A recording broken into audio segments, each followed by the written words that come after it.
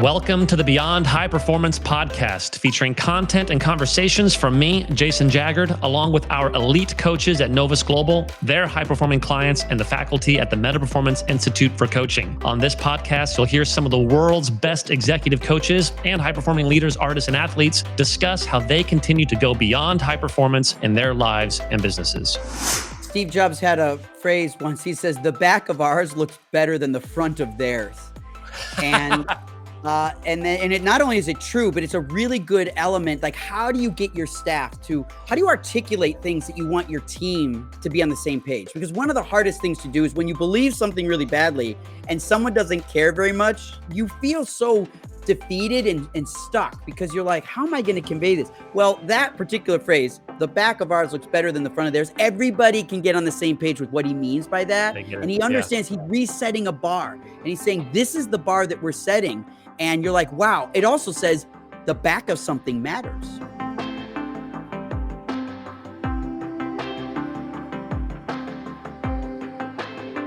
Michael Cioni, thank you so much for being on our show today. Welcome. Thank you. Yeah. And you and I have known each other for a long time, and I've been wanting you to be on the podcast for a long time. Actually, you're one of my favorite people to talk to. I was telling Matthew, our producer, before you hopped on, that talking to you is like a living, breathing TED Talk. And just as a precursor to our friendship, we used to get together maybe a couple times a year or so. We would get breakfast at that place on Sunset Boulevard and talk about, mostly we would talk about dating woes, but also we would wax poetic about technology and leadership and all those types of things. And I just always walked away from those conversations challenged intellectually about the way that you see the world, the way that you see leadership, the way you see technology, and the way those two things intersect. So I'm really excited for us to talk today. But I want our audience to get to know you a little bit. And they've already heard the preamble at the beginning. We bragged about you in the pre-recording, and then we'll brag about you again at the end and all those things. But where I want to start the conversation, if you're up for it, is where you and your brother had the idea for Light Iron. So could you tell us the origin story of Light Iron? Yeah. And I want to say it's always mutual when it comes to conversations with you. It's always enlightening. It's always challenging. It's always strengthening. And so I appreciate all those opportunities that we have spent a lot of time just talking, no agenda talking. Yeah, that's right. It's really great. And you can always tell we're doing something because people around us notice us when we're just talking. Whatever they're doing next to the table or the person bringing us our coffee or whatever it is, you can tell they're like interested. What are you two doing? And we're like, yes. I don't know, but we're doing it. There's always an audience. And I feel like part of that is because there's an animation, you and I are both very passionate. And by the way, I think you have a voice for radio in a lot of ways. It's a very unique voice. And I think people hear the pitter, the rat-a-tat of our dialogue. And I'd like to think of it as Sorkin-esque, if I can be as arrogant as possible. I like the idea that, music is rhythmic, and I think that communication should have a musical rhythm to it. And I love to talk in that. And you can use cues like I just did, a pause. You can use cues, comma, draw that out, right? You can use cues, and then you can start a new thought by changing the tone. This is a new idea. This is that, now I'm going to go through a list. These are the types of ways that I try to help communication, especially when the fact that Americans can be really bad about forgetting. There's a whole planet out there that is English as a second language. There's transcriptions and there's also jargon. And when I'm doing international presentations or some types of communications, I try to tailor the language and the syntax and the rhythm and the cadences to try to factor in how can I make this communicable to other people, especially if they're translating in real time. These are all important attributes, I think, of communication and language that leaders need to really focus on. And a lot of times you have to, it sounds horrible, but you got to record yourself and you got to watch it back and you got to practice. People say, how did you get so good at speaking? How did you get so good at running blind 100-meter dashes? You did a lot of them by yourself, right? Yeah.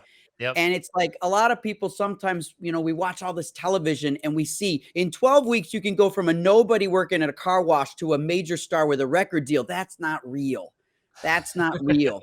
And it's a really bad Mike Rowe actually has a podcast, and he talks about this once in a while about like, this is not good mentorship, right? Is to demonstrate something that's, it's like playing the lottery as a business plan, right? It's like Yeah. not a good idea. Well, and in a sense, what I hear you saying is you don't ever want to rob people of the reps. Like you can't cheat the system. I mean, maybe you can, but you're always going to pay for it later. You don't want to have success get ahead of your skis. You want to be able to get the reps in to earn it. The I want to focus on that just for a second, Michael, because you're like your timbre, your tone, the pitch when you speak. Is that intentional? Have you always talked with a variance of pitch like that, or did you learn No, that? no, you practice and you get feedback. That's what I meant by the 100-meter dash is, getting to be that good is a lonely process. We just had an Olympic summer, and I love the Olympics. And what makes me so emotionally tied to the Olympics is that we love to celebrate these moments of medals and success. But when those people are breaking down and crying when they are winning and they've gotten the recognition, what I think is driving them to that emotional state is all the stuff that we couldn't see leading up to the actual performance we did see. That's what's on their face. That's the tears, the salt going down their cheeks is because of the stuff that was invisible. It was lonely. It was the regret. It's the birthdays and, family members they missed and didn't see and didn't participate in all these Christmases and so on. That's what I think is on the face of someone crying with a gold medal, Yeah. not the gold medal. That's not what's driving them to that place. We saw that. That's a big deal. It's what we didn't see, the personal, private, lonely stuff. That's what leaders know about. Is it the Simon Sinek book, Leaders Eat Last, right? Yeah. It's the lonely parts that actually create real greatness. And people don't see that. And, we kind of wish we were recognized, but we're never going to be fully recognized for the lonely parts. And that's where speech and communication, which is part of my role, specifically, I've leaned into that, Jason, because I happen to work in an industry that is complicated, innately complicated. Making films and television is just innately complex. It's full of jargon. It's full of ambiguity and unique workflows and artists and technologists, which is, left brain and right brain clashing together. And in order to express that, especially to an international audience, you've got to work on the way in which you present it through language. And it's that practice that I've done by myself in those private, lonely times, over and over, repetition, watching videos and presentations that I've done. What could I tailor that? How could I do that differently? How can I do that better? Where did I miss that? And then trying to keep track of the questions you're asked, the compliments or criticisms you're given afterward, and be like, what did I do that earned that compliment or criticism? And was the person that gave it to me from the United States? Were they from Germany? Were they from Japan? These are all factors that I try to file away and try to come up with automation and innate cerebral responses to situations. So I don't have to think about it, much like a chess player is no longer thinking, they're just doing. Yeah, they're seeing, they're responding to the board. So then let's dive into that just for a second. So you mentioned different cultures have different. You can tailor your communication to different cultures or maybe different countries. You mind offering like a few examples of that? Like if you're talking to a German crowd or a Japanese crowd, or how would you, or pick a country or a people group? How would you tailor your communication towards that particular language group? Well, first thing is, if you can do an assessment of how many people are comfortable with English, right? Like there's going to be a volume, all right? There's going to be a percentage of that.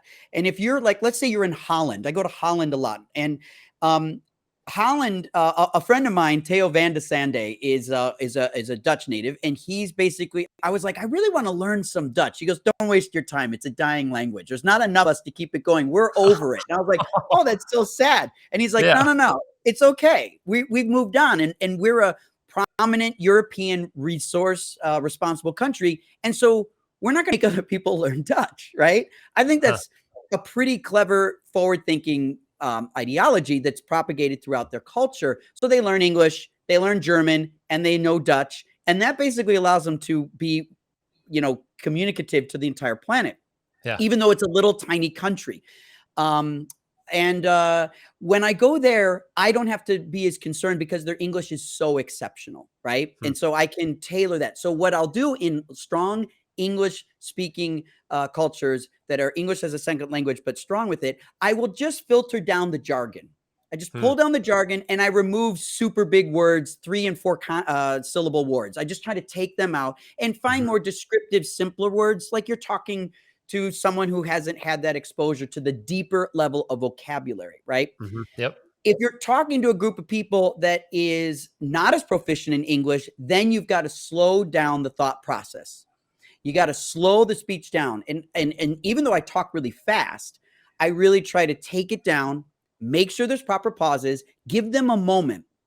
And then the third thing that I'll do, that's common in Japan as well, because translating Japanese or Chinese or a lot of Southeast Asian native languages, those languages are written in such a different order that the word order is not, it's not just a translation, it's sort of a transformation of word order.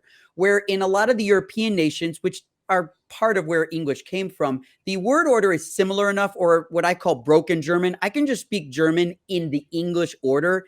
It sounds broken to a German, but it makes perfect sense. They can do it. They can understand it. Their verbs generally go at the end of the sentence. Our verbs come right up at the beginning. And so that rearrangement is pretty easy for them to do. Where in Asian nations, the language changes a lot. And there's a lot of words bunched together that create a thought or something like that. Those are, being aware of those things can really help a speaker who can't learn all the languages of the world, presumably will not, to be able to at least be as effective as possible when you're in those situations. So you mentioned jargon. And what I make up is most industries have jargon, and most industries are unaware of the jargon they have. I know that the coaching space has jargon, and whenever I'm hanging out with people who are not coaches or not indoctrinated in that kind of rhetorical space, they will laugh at me or say, "You talk funny." And hopefully you have some awareness of, like, oh yeah, there's key phrases that coaches use that you hope gets into the broader vernacular of the zeitgeist. How do you identify jargon? How do you know when you're going to speak someplace what's in the frame.io jargon box? Right. Well, when you're talking about Hollywood, there are so many TLAs. There's so many 3-letter acronyms because we're describing workflow processes in short form. And so 3-letter acronyms become very common. And a lot of different companies and industries and businesses and manufacturers that serve the creative community have invented and more or less standardized 3-letter acronyms. And we can actually speak whole sentences in 3-letter acronyms, right? Like if I gave you if I said, did you apply the LUT or the CDL to the ACE's whip? That's a sentence, right? And you probably got less than 10% of what that is, because I used almost as many TLAs as I did words. And that's sort of and in my world, I could talk that and people can stay right on par, but giving a presentation, that's an inappropriate way to work. So how do you get around that? Well, there's these legs of a tripod. The more legs you have, things get more stable. Mono, tripod, bipod, quad, table legs. And so I always want to increase stability, because if you're trying to reach the audience, it's all about how many people can you capture. And if you can get above 50%, you're doing great. And if you can keep deepening that into 60, 70, 80% connection with that audience, you're going to have a really good response. And there could be some unique opportunities that come out of that. So this last table leg that I really rely on is the keynote presentation, the deck. And one way to think about, like, what makes a good deck, what makes a bad deck, certainly design is part of it. We can all think about design, but here's what I think it comes down to. Fundamentally, what makes a great deck, the best presentation that has ever been given has yet to be given. Why? Because the best presentation has no text. And no one's been able to really do it. If you want to give a fantastic presentation, you want to be able to let the presentation not require reading. Let me give you an example of the worst presentation. We've all seen it. You have someone on stage, let's presume they're an expert, and they just turn around, you see the back of their head, and they just read the slide. It's like, well, I can read, right? And if you're translating languages, it's easier to see it than it is even to hear it. So why are we wasting our time reading? What you want to do, which is what filmmakers do, is they're teasing and tickling your audible sounds with your physical, emotional sounds and your visual cues, right? And it's all those going together. That's what makes this three-dimensional experience that really creates an emotional connection. So what you don't want to do is present one-dimensionally with a slide that matches your language. That's 1D. We Well, don't need both of them. well, let's slow that down for a second because I think what you're saying is obvious to people here in the industry and maybe even to a lot of our listeners, but a lot of people don't realize the mechanics of putting a film together to where you shoot the visuals, but then there's a lot of stuff done in post, not just special effects. There's a lot of editing that goes into post, and that editing, correct me if I'm wrong, Michael, but that editing has an emotional agenda. What kind of filters, what kind of cleanup, what kind of things can we do to evoke an emotional response with the images? Then, of course, you have like the dialogue, and then there's obviously a lot of work that goes into that usually beforehand with the writing and all that kind of thing, and the actors have their performance. And then there's sound, there's like edited sounds, there's added sounds, there's birds chirping and all this kind of stuff to also evoke an emotional response. Then you have, of course, like the score and those types of things that are added, and everything is, for lack of a better phrase, and there are better phrases, but just to be kind of controversial for a second, it's all like emotional propaganda. Like it's all Yeah. designed to have an emotional effect, and it's all on purpose, and it's all in some ways built at different parts like a conveyor belt. Is that an accurate way of describing that? That's a perfect way to describe it. In fact, in practical forms, when you hear about all these people that get on these binge watching of like the whole country goes crazy about a particular show, that's when all those are masterfully put Hmm. together in one thing. It's like, how can so many different people look how people disagree, right? You can't get a family of 5 to agree on dinner, right? But how can you get 200 million people to all say Queen's Gambit's a great show? Hmm. How do you do that? It's all Yeah. those little cues because Queen's Gambit on paper, on a log line, or it doesn't sound that interesting to most people. But once you get into it, it's all those little things that are being done, and it's that character creation. And when you can actually connect with a character that you are really nothing like, the idea that you have to be like the people on TV is totally goofy. It doesn't make Yeah. sense. In fact, Yeah. the more different, the more interesting it becomes often. Why do we like shows about why do we like reality shows about detectives catching serial killers? Because we're nothing like them, but there's a connection in a weird way with the character of this Yeah. person, right? Well, and also a character is a composite. I used to think like when actors and actresses would thank different people for their award ceremonies, that was like being modest or those types of things. And now that I'm a little closer to the process, when people are thanking people, it's like, well, Daniel Day Lewis did a great performance, but there's about like 150 people who went in to co-creating that performance with him that the audience experienced. Whenever a show turns out even marginally well, that's kind of a Christmas miracle. The fact that any show, so because not only is it getting 200 million people to view it and to agree about liking it, I mean, how many people were involved in making it that it could have been messed up at any point along the conveyor belt? I mean, it's crazy how hard it is to make something cohesive, and Yeah, Hollywood does it all the time. a friend of mine said when I was back in film school, the hardest thing in the world to do is make a good movie, because make a good movie is a lot harder than it sounds. But it's funny how interesting that is. I was fortunate enough to collaborate with the director David Fincher on several feature films, and I remember one day we got the credits. I think it was The Social Network, and the credits. We got the credits in. We're going to take a look at it. And I remember him saying something like, "Who are all these people?" Right? Because there's a lot of 3,000 names, and sometimes it feels like only 15 people worked on this for the last 8 months. That's not literal, but Yeah, it's yeah, it's yeah, interesting that we do need all this army of people to put anything together. But that's the case for everything. Every industry has that. When you see a truck on the road delivering something on the freeway, how many people are behind what's in that? How it got there, how it came off the boat, where it's going, the inventory, the management, the insurance, all that, even down to the fact that the truck GPS management and where it physically is. There's so much inside of this. And I love thinking for a moment, letting my mind race. How many hundreds of thousands or even millions of men and women hours went into just making something that seems trivial yeah, actually work, right? yeah. Because it's Yep. all people. People make everything, even the things that are automatic. It's a person that automated it, right? And it's that Yeah. that just gets me excited about how much blue collar opportunity there is. It's not all about Bezos and Musk. It's not about that. It's all Yeah. about the people that filter through that system that make a package show up at my door, right? Yeah. These are Yeah. all attributes that fascinate me. And then if you spend enough time focusing on that, you see the gaps that somebody missed. And that's where entrepreneurs capitalize. Well, and so hopefully our audience can begin to tell there's about 9 different ways we can go with what you just said. So let me back up just for just for a second. One, I do want to go back to the initial question, which was, how did you and your brother start Light Iron? Okay.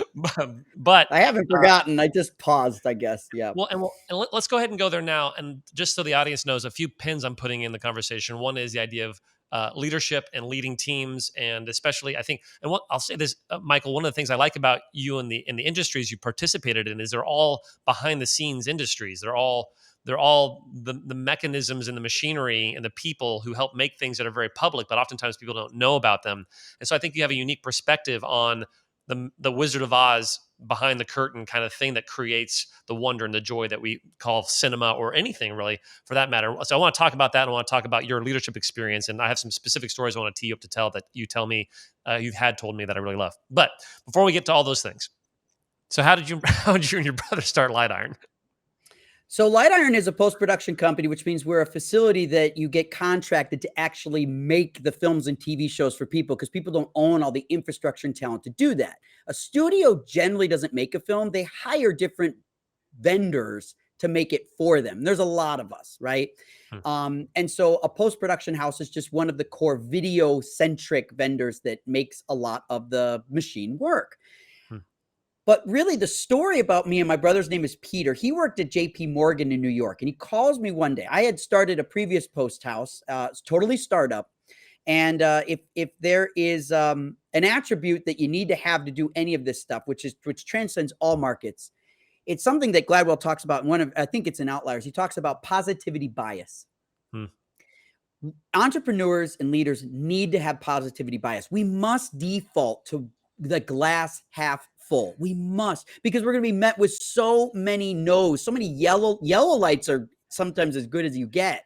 You know, it's like all these red lights. Oh, a couple of yellows. Thank you. Right. And when you're in traffic, red, yellow, I'll take the yellow, hit the gas because I'm still going. Right. Yeah. This is where positivity bias kicks in. When I came to here, I dropped out of college. I'm from Illinois and Los Angeles. And I had a flight. My flight was September 11th, 2001. I got the ticket. Wow. Yeah. And didn't get here on that day, but a couple days later, I was on the plane. Didn't make it to California that morning, but got here a few days later and started. I thought I was coming to a community of progressive people. I was taught that Hollywood's progressive, California's progressive, they vote progressive, they think progressive, all the progressive stuff's out there. So I'm like, these are going to be people that are all about what's new and what's going to change everything. And in September of 2001, what was new? Digital. Digital was new. Sounds pretty trivial today, but it was very, very fresh. And specifically, it was new in post. So like, it was just kind of the dawn of the digital era, like moving from film to digital. That was a new thing, like very early. Yeah. Kodak's, I think, most profitable year was like 2012 or 13. So in 2001, Kodak's still way on top. Kodak owned the high-end cinema community and television. And this idea that digital cameras could be good enough, the same, maybe better than film someday. I thought I was walking into an opportunity that I wouldn't be able to, pick my poison. When in fact I got here and the truth was, we don't want it.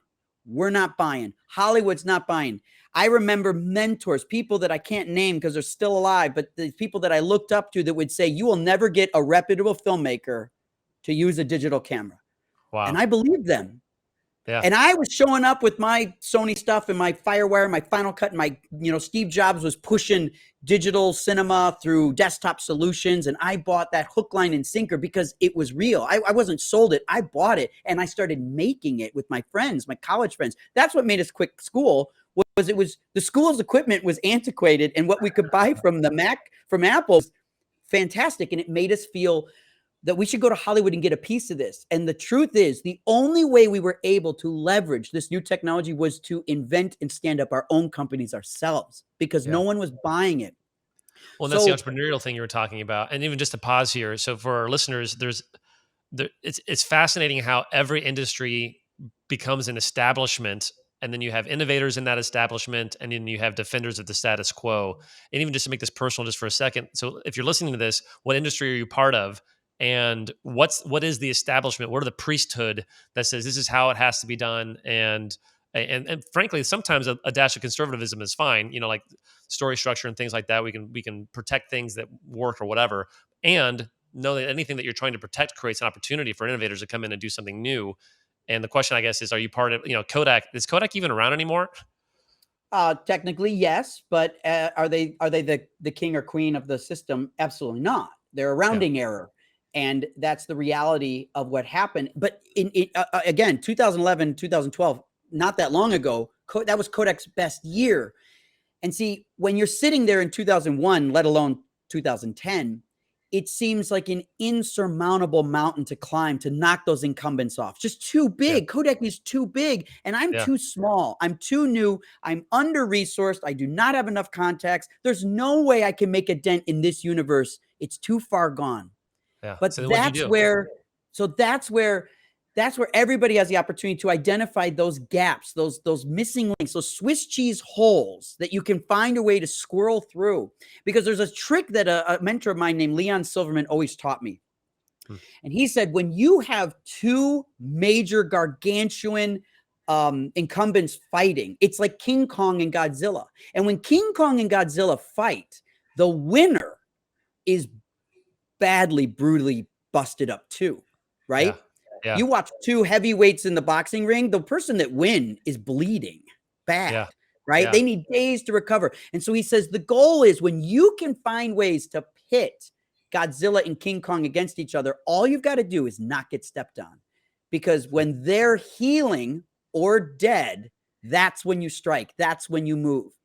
And so what happened in 2008 and 9, as my brother works at JP Morgan, he Hmm. calls me one day in 2008, and he says, I think the market's going to crash. He had no inside knowledge. He just was anticipating through his financial expert knowledge. And he's like, something's not right. So he said, I know you wanted to start a new post house because you were anticipating the next wave of digital technologies. And I was probably talking to him at it at Christmas. And Well, he says, you've I been in think LA. You've been in LA for 8 years by this point, or something like that's that, right. and trying to fiddle things around and try to make things happen with your digital little startup shop. Is that right? That's right. And I had an investor, one of the Coppola family, Christopher Coppola, was really gracious to give me a chance at starting up sort of a side business called Plaster City. And Hmm. Plaster City was our little startup, and it was all digital cinema, which at that time was extremely abstract and rare and new. And we were beyond a redheaded stepchild. We were just like, inconsequential to the market. But Yeah. but what was funny was not that our revenue or the people calling us was low numbers. It's that every single year we were doubling and doubling and doubling. And I was like, well, doubling minus 500 grand, that's not really that interesting. To minus 250 grand, not that Yeah. interesting to most people.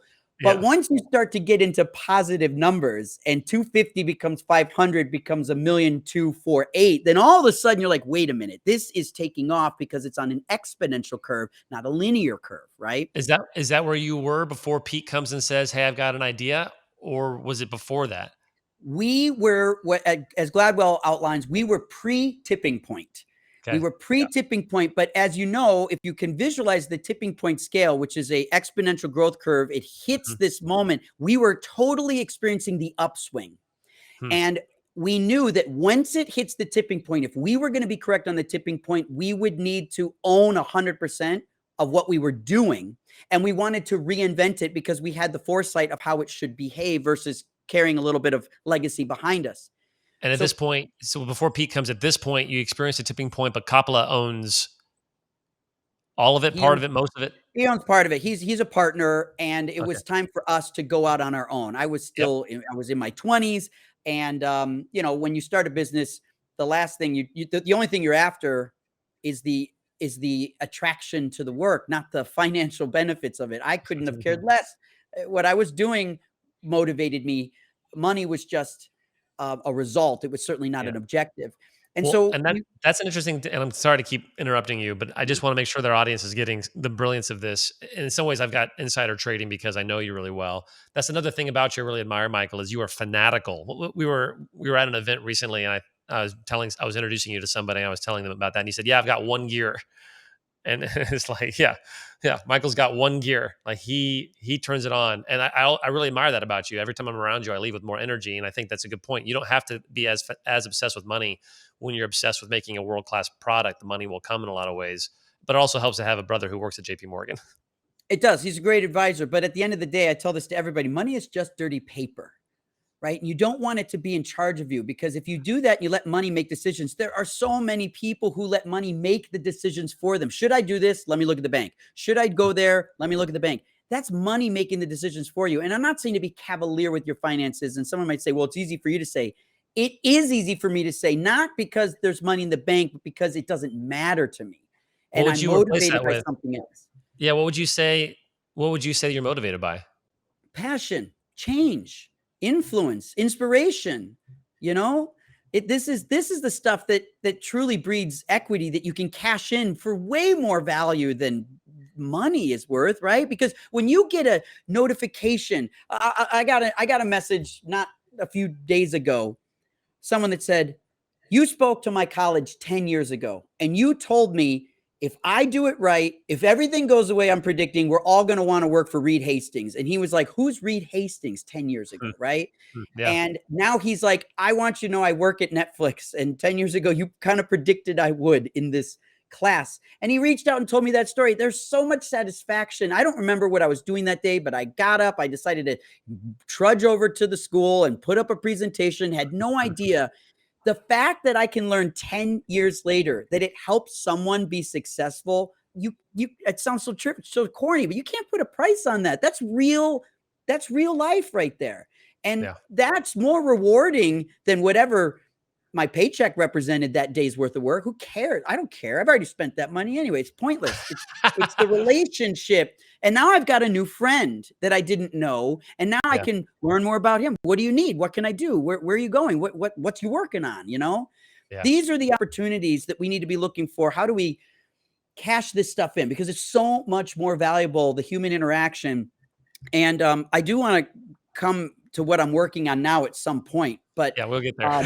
that journey, the journey that I've been on, when I look back, I'm doing the best work I've done in my life. And Mm, I cannot believe how providential it has been throughout my life. It's all been working towards one thing, and I didn't know it. I didn't even know what I was doing. And I sometimes, one of my favorite TV shows is The Mythbusters, and Adam Savage, this host, will be in the middle of something and he'll go, "What are we doing?" Because it's so bananas. And I say that all the time. What are we doing? Because there's no plan. We're just trying something in this, we have an opportunity to be sailors. I think sailors hundreds and hundreds of years ago, they were the people that discovered, because you had to be brave and smart enough that you could actually sail and not run out of food and not sink, and actually discover something that maybe was undiscoverable. Today, the sailors are the sailors of cyberspace. There's so much territory to discover, and you can be a sailor of cyberspace and discover something no one's ever discovered before. And that is what can drive, and you need a team to do that. When my brother called me and said, I think the market's going to change, he didn't say, keep your job. He didn't say, hold back, start saving. He said, this is that tipping point is actually going to tip, because as the market crashes, it's going to create this waterbed where you have lumps and valleys, right? And all of a sudden, when something turns into a valley, there's going to be a lump rising over here. And we believe that the technological tipping point was going to be to our advantage. So we decided to start a business at the worst time economically you could, but at the best time technologically. And it was our dismissiveness of what the economy was telling us not to do, and our attraction to what technology and art was telling us to do. And that is what bought and essentially bred our company Light Iron, which was a post house that sold an 8-figure sale in less than 6 years. Yeah, From 6 years.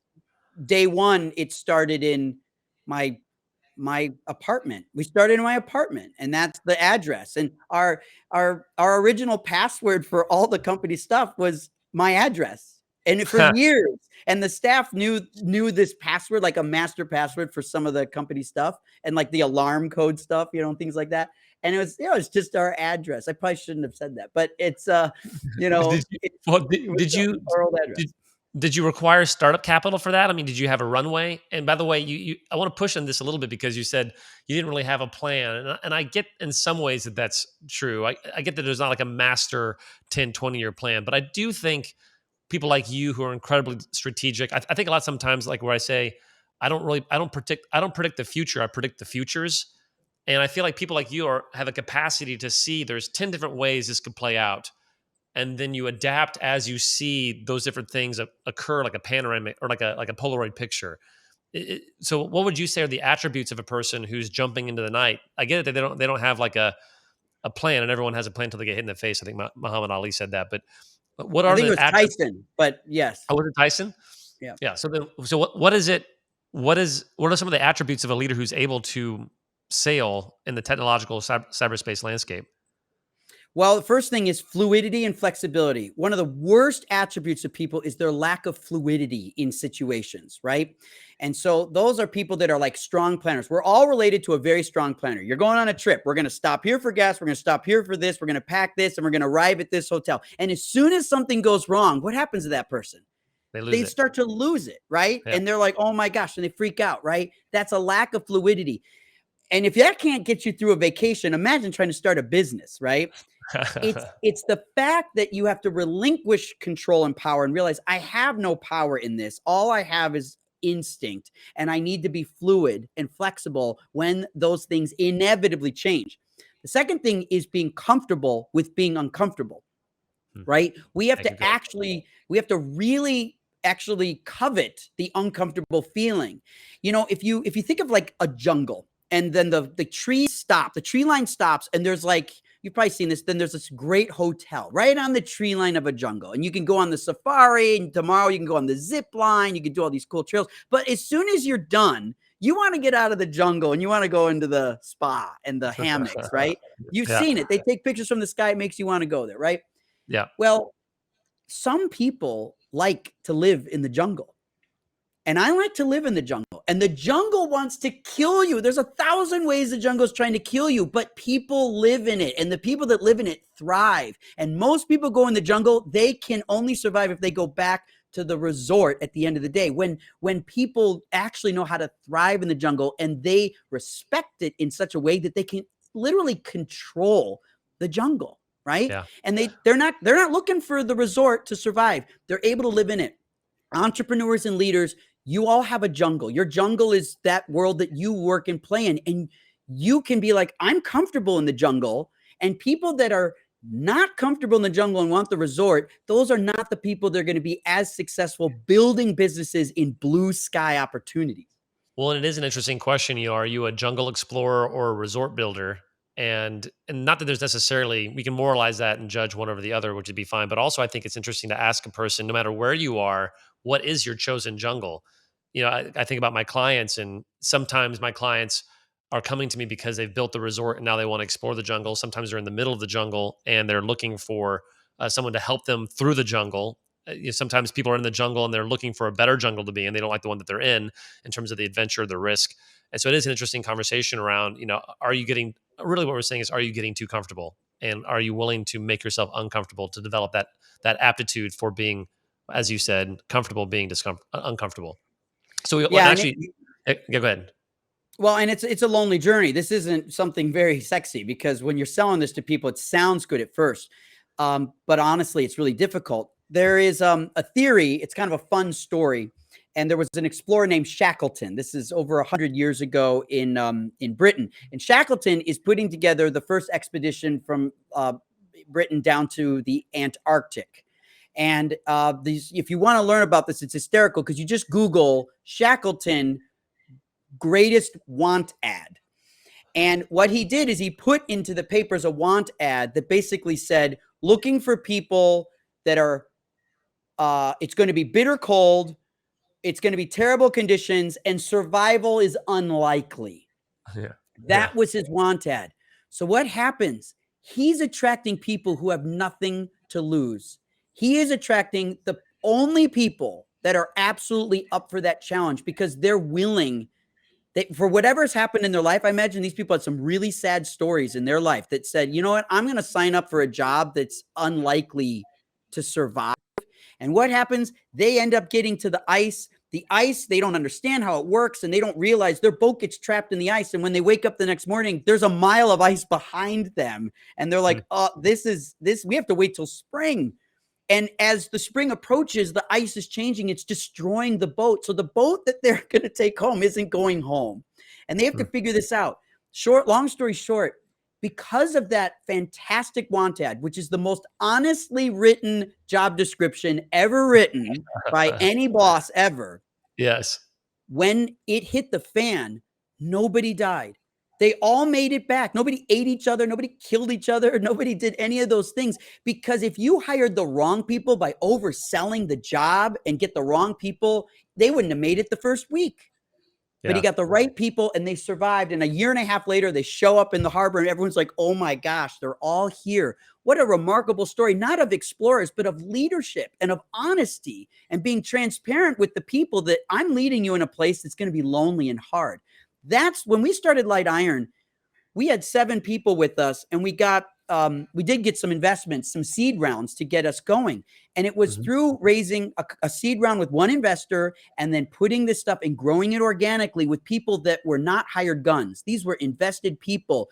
Yeah. I was honest. We were honest with each other. This is going to suck. This might not pay off. We're probably going to go out of business. We are going to get the worst clients. Nobody's going to like us, right?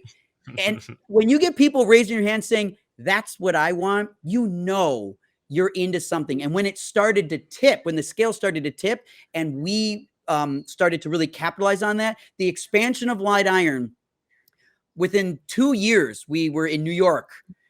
Within 3 years, we were on, Pirates of the Caribbean and doing The Social Network and Gone Girl and Dragon Tattoo and Underworld and Total Recall and Spider-Man. I mean, I spent 2 months working on Spider-Man on a company that probably had 12 employees. And we were like, we had no idea what we were doing. What are we doing? We have no idea what we're doing, but we understood an opportunity technologically and creatively that no one else understood because we were sailors of cyberspace and we were applying totally new principles and new technology to incumbents.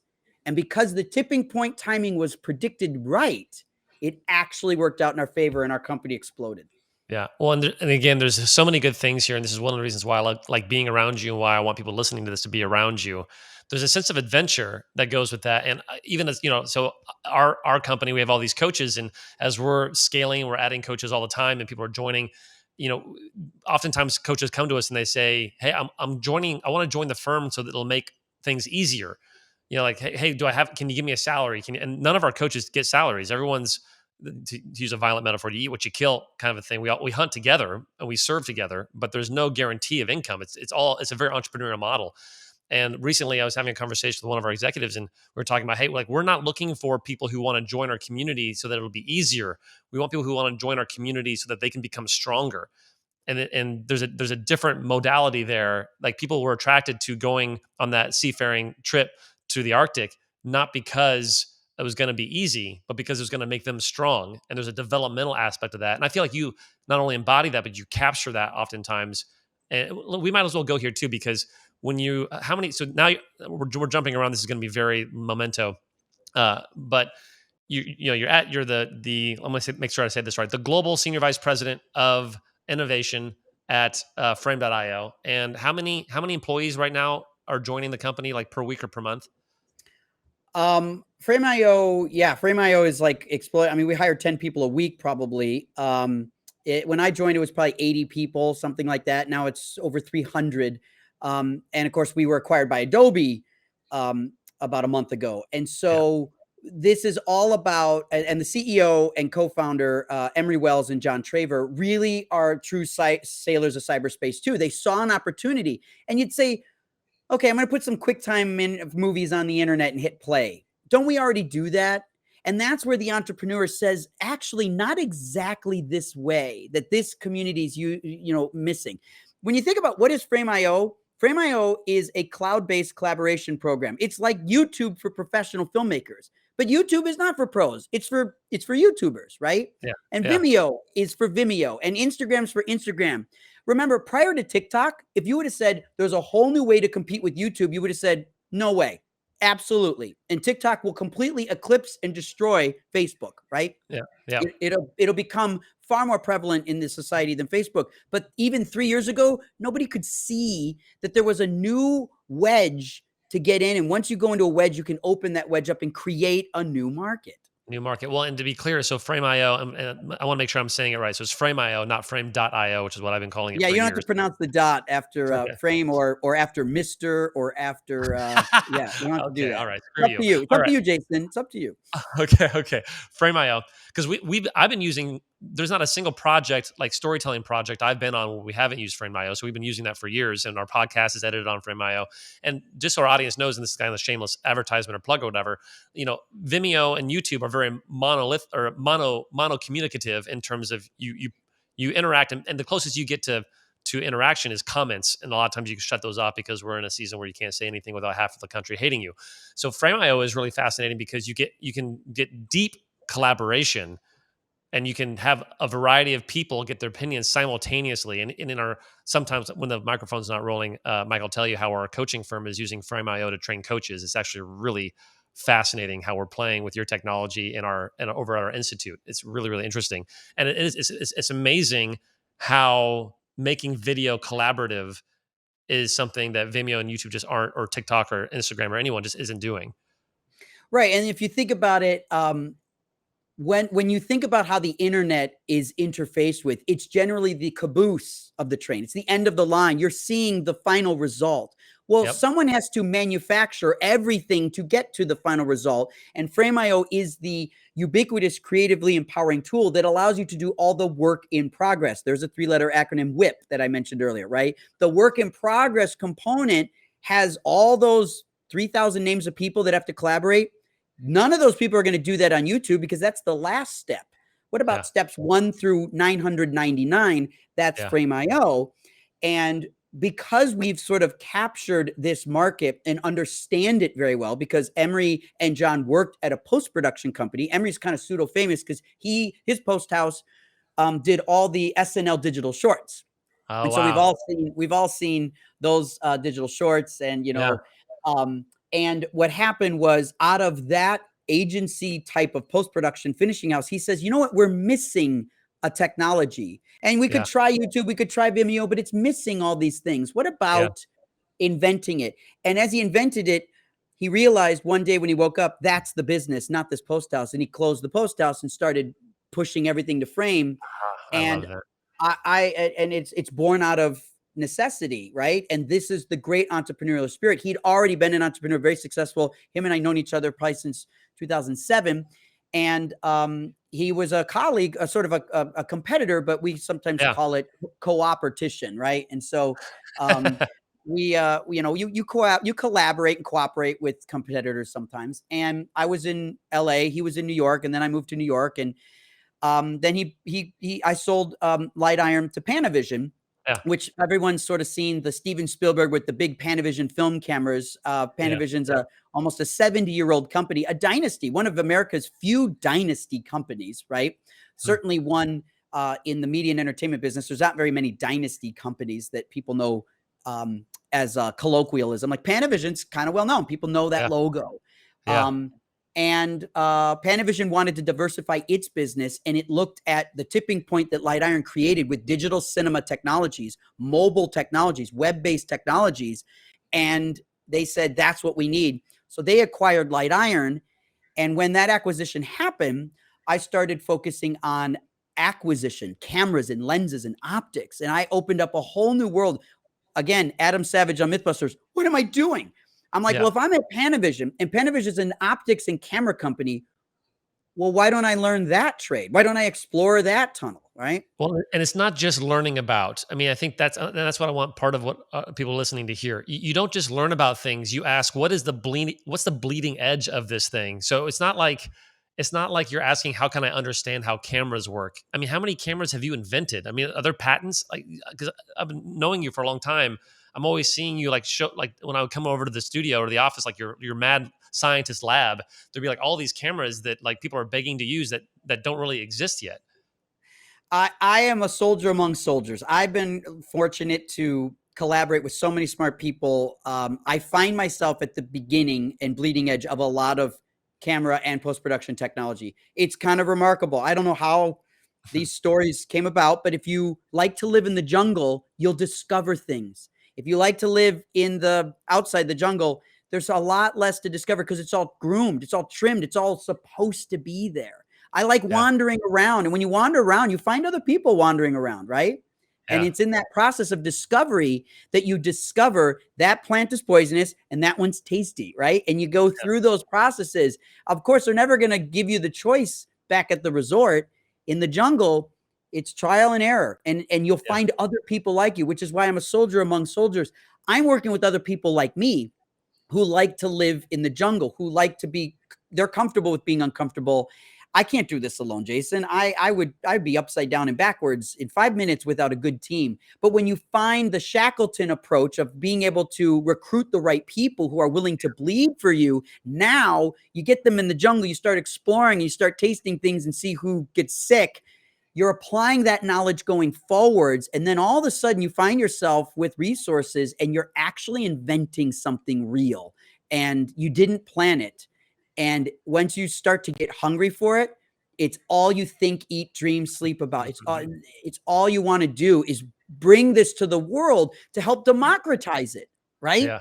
Well, I and you've gotten some crap for that, by the way. Like, I did want to ask you no, about that in terms of there's been a lot of, for lack of a better phrase, negative press about some of the innovations that you're pioneering and you and your team. And my guess is there's even some negative press about Frameio and as useful and helpful as it is, and some of the, I imagine some of the AI stuff you guys are working on and what that will do to the industry. Can you talk a little bit about some of the feelings that people might have about your work as you innovate and how you deal with that?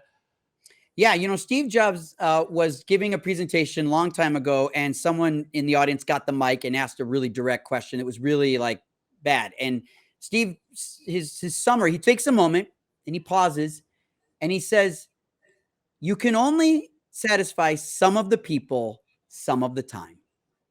And what I love about that, and then he goes on and sort of tries to reach a knowledge branch out to this guy. Yeah, But what he's basically saying is we can't get it all right. Even Apple, even Steve Jobs, who we all know who he is and what they did, yeah, they can't yeah, get it right. That's his way of saying even we don't get it right, and it's not right for everybody. yeah. Jim Gennard is another entrepreneur. He started Oakley. He started selling Oakleys. His idea was sunglasses in the 70s were not cool. Sports people didn't wear them. They were more functional. They weren't as cool. And he said, what about sports sunglasses? And he invented this. His dog was named Oakley, called the company Oakley. And he goes Huh. from selling Oakleys out of the back of a car on in the Pacific Ocean in Santa Monica to becoming, I think he sold the company for over $4 billion to Ray-Ban. And in that process, he started the Red Camera Company. And the Red Camera Company was because he didn't like where some of the Japanese camera manufacturers were going with videotape. He said videotape is not the future of cinema and cameras. And he wanted Hmm, to move to files, which obviously today sounds pretty obvious. But in 2000 through 2007, it was a videotape world, right? hmm. Yeah. And he challenged that. And Jim was a great mentor of mine, teaching me what entrepreneurialisms and what visionaries had to endure because he took so much flack for his approach. About 4 years ago, he announced a phone called the Hydrogen, and he wanted to build a phone to compete with Apple, compete with everyone, say, I can build a phone better than everyone else and make it about the camera. Hmm. And I bought a Hydrogen. I actually loved it. It was wonderful. It's the coolest thing. It was a great conversation starter. But it didn't really take off. And people say, well, Jim Gennard failed, right? And Apple's made things like the the Cube, and the Cube failed, right? Or Yep. Lisa failed, right? Yep. Or Final Cut failed, or Fire you phone know, for Amazon. right. Those right. That's right. Those phones, the Amazon phones failed, right?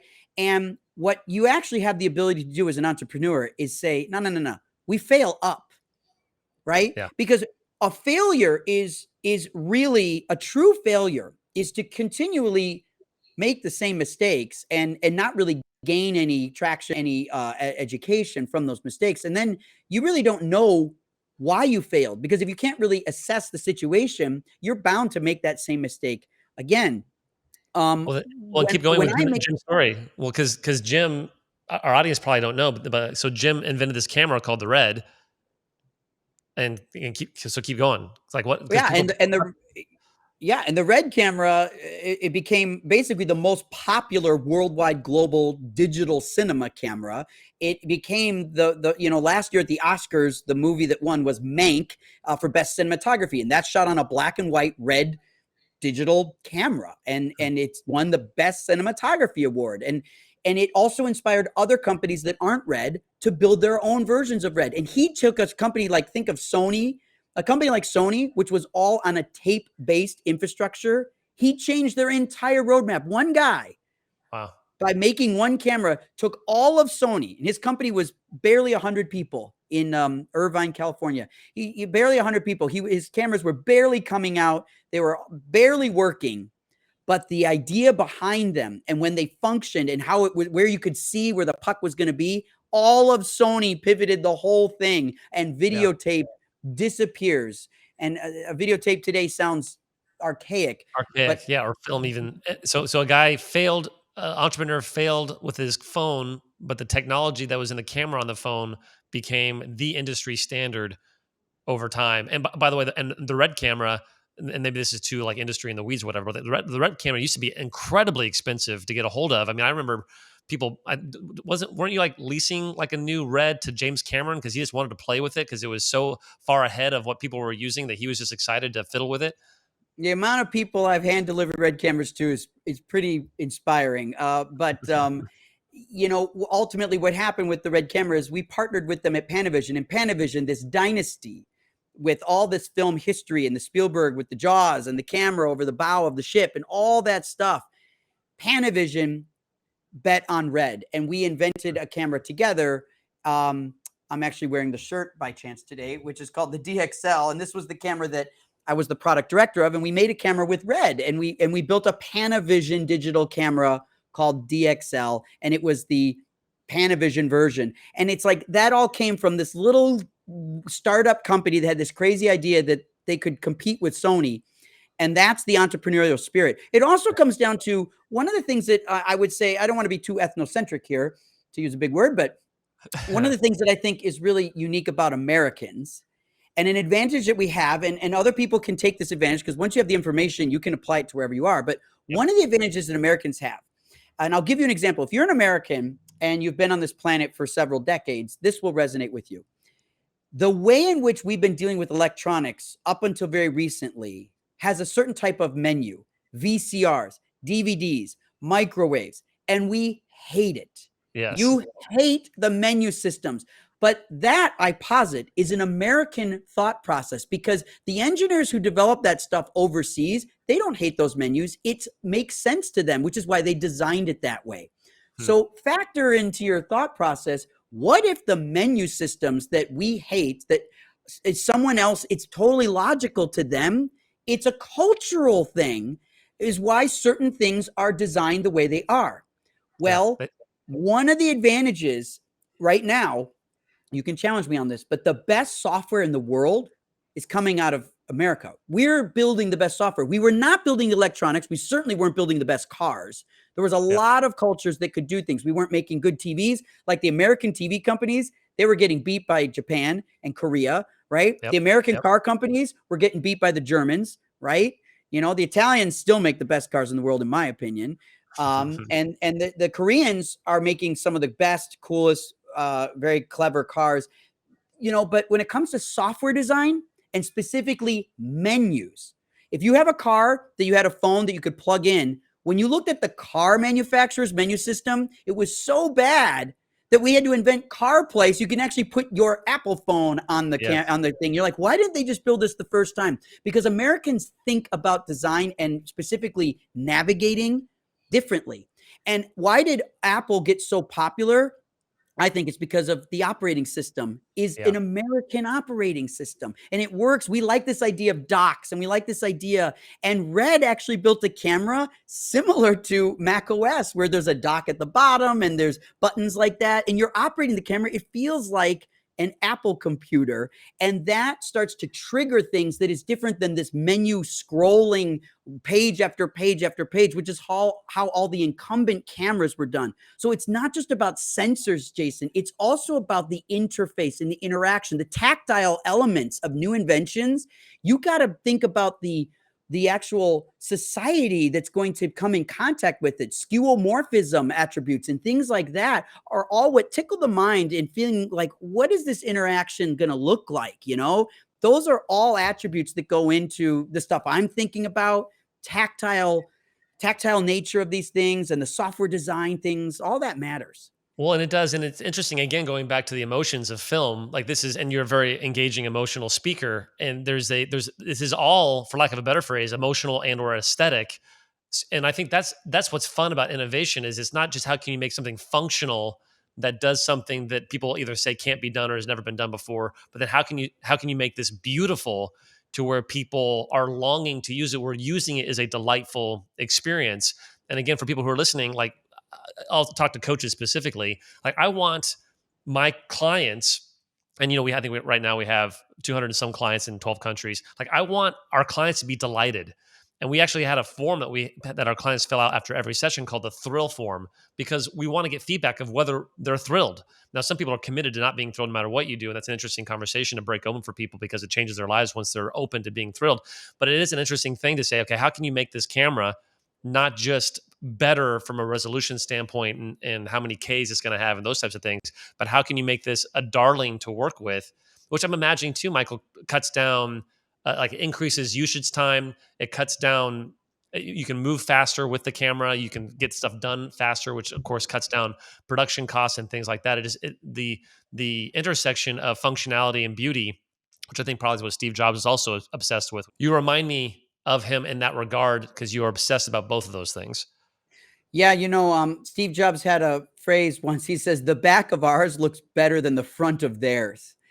And and it not only is it true, but it's a really good element. Like, how do you get your staff to, how do you articulate things that you want your team to be on the same page? Because one of the hardest things to do is when you believe something really badly and someone doesn't care very much, you feel so defeated and stuck because you're like, how am I going to convey this? Well, that particular phrase, the back of ours looks better than the front of theirs. Everybody can get on the same page with what he means by that. They get And it. he Yeah. understands he's resetting a bar and he's saying, this is the bar that we're setting.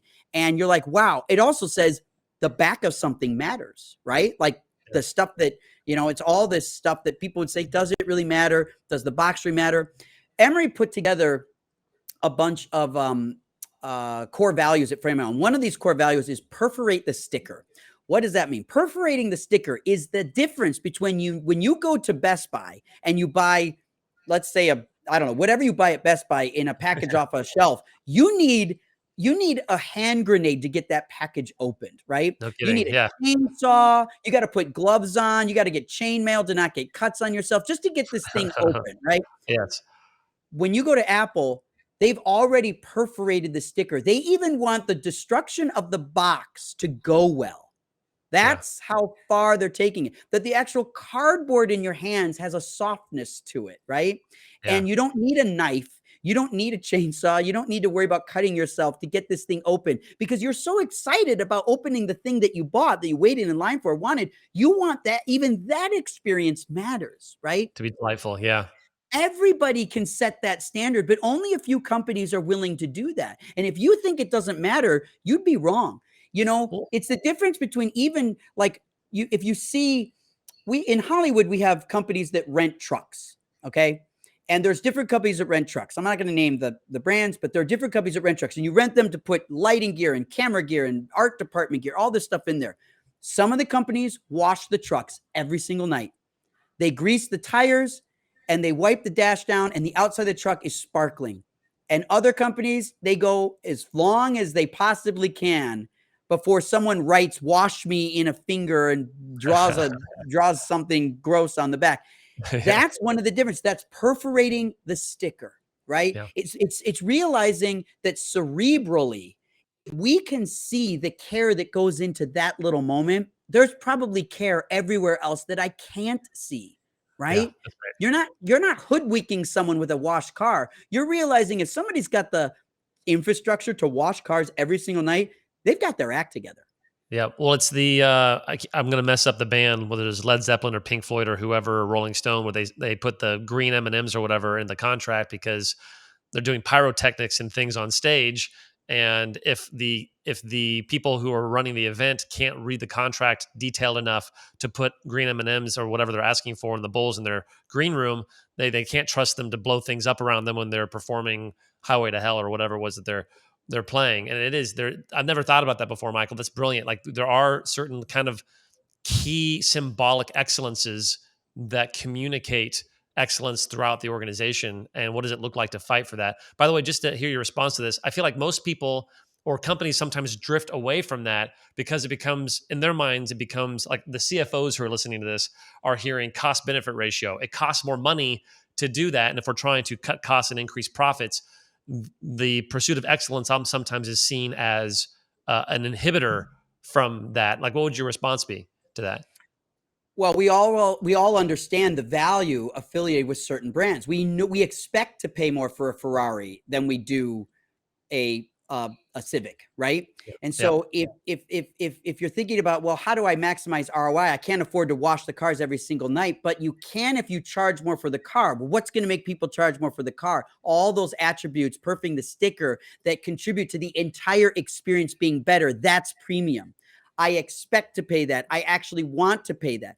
Why did Apple start putting the logo on the back of their laptops and charging more? Because they know the feeling when you're sitting down with that on your lap at the Starbucks and that logo's up there, someone gives you a look because now you belong to a party, a club that actually paid more for it on Yes. purpose because Yep. we value the other things. You obviously know that building an Apple laptop costs more than building a general PC because it's built out of a single piece of an aluminum. It's just more expensive just to manufacture that. Elon Musk says it's easy to buy, it's easy to build a Tesla. It's much harder to build the tools to build a Tesla, Mm, right? The tooling costs, which is what those CFOs are thinking about probably, is like, yep. well, I got to put all this stuff together. You can charge more if you can elevate your brand, building those tooling costs, because the customer, if they can sense it at the end of the day, they will do that. And every industry can prove this out. Hotels, what the quality of the lobby is dictates the cost of the room. And you can do that, right? A restaurant, the quality of the bathroom is going to dictate the quality of the food. There's going to be a correlation between those things, right? And Yes. so you want to charge more for food, you can start with the bathroom and the hostess, right? And if you Yeah. want to charge more for a room, you start with the lobby and the parking lot. When was the last time you paved it? When was the last time you colored the lines? All those little things. Painting lines in a parking lot is actually a rounding error at the end of the year. But if the first thing I experience when I pull up to a hotel is brand new pavement with bright yellow lines, I'm already thinking good things about this place, right? I'm That's already right. willing to pay a little bit more. Yeah. Okay. So this is so obviously. So we're actually out of time, and this is one of the reasons why when you and I would hang out for breakfast, we'd have to go like put more money in the meter like 3 or 4 times before, and the waitress and the waiters were a little frustrated that we wouldn't leave. So I have one last question, and this is when we were hanging out a few days ago. You told me this story, and I was like, man, I really want more people to hear this story. Frameio is obviously growing rapidly, sold to Adobe for $1.275 billion. Very exciting. Congratulations. You're onboarding 10 people every week. And you told me, and I'd love for you to tell other people what you tell the folks when you're onboarding them, because you get to be kind of like John Hammond, watching people be born onto the island of Frameio, who are coming through the pipeline there as you're being onboarded. Can you tell our audience a little bit about what you tell them as a way of setting the culture for their contribution in Frameio for as long as they're there. So thank you for the congratulations. I appreciate that. Everyone wants to hire the right person, and every person that gets hired wants to be as big of an impact as possible. And what I love about entrepreneurs and entrepreneur companies is that if you join at the right time, Frameio is an example of a company that is small enough that you can make a difference, but it's big enough that it has a whole world of customers and people that we can truly influence. When you have all huge companies, it's hard sometimes to stand out. So you have to work harder to stand out. And small businesses have the benefit of standing out. But the downside of being a small business is your impact in the market is small. And so it's this really interesting balancing act. And one of the things that's cool about what we're doing is we are this wonderful tightrope walking entity where we have a lot of customers that are powerful people who really believe in the product. You being one of them makes me feel so great. Thank you for that. But at the same time, we are small enough that we can make a difference, right? Leon Silverman, I mentioned him. He had a great quote. Leon is a wonderful mentor. He worked at Disney for years. He was an entrepreneur, started a company in the late 70s, sold it, just a post-production mogul, wonderful man. And he said, big enough to serve you, small enough to know you. And that's, in a way, that's so much of America, right? That's so much of the small business success. You want to be big enough to serve people, but small enough to know them, And that's not something that went away in the late 1950s. We can still do that today. We just got to do it through different envelopes. It's different vehicles, but we can still do that. Yeah, maybe it's not the grocery store. I'm going to put the bag in you and the manager's there. That's what it looks like, in 1950s. But we can do the same thing. And this is an opportunity. We just have to recalibrate how you do that. How do you make a cyber world personal? You can do it. There's ways to do it. But how do you make a cyber world impactful? We can do that too. If we leave one without the other, and I'll do my best to keep things in check, because I know the value of both sides of this coin. If you can do them both and play that line and give, even a big company can feel like they know you. That's going to attract people to your business, and your brand's going to be able to flourish because of it. Yeah. Well, thank you, Michael. And there's so many things left untouched. There's the process of sell. What is it like to get absorbed by a larger organization? How do you manage cultures? There's the disciplines of innovation thought. How do you do pipeline for that? Also, there's so many things that I want to talk to you. So if it's possible, I'd love to have you come back again. But in the meantime, this is a taster. This is a teaser of the one and only Michael Cioni. And I just want to thank you for giving us your time. Thanks, Jason. Great to be here.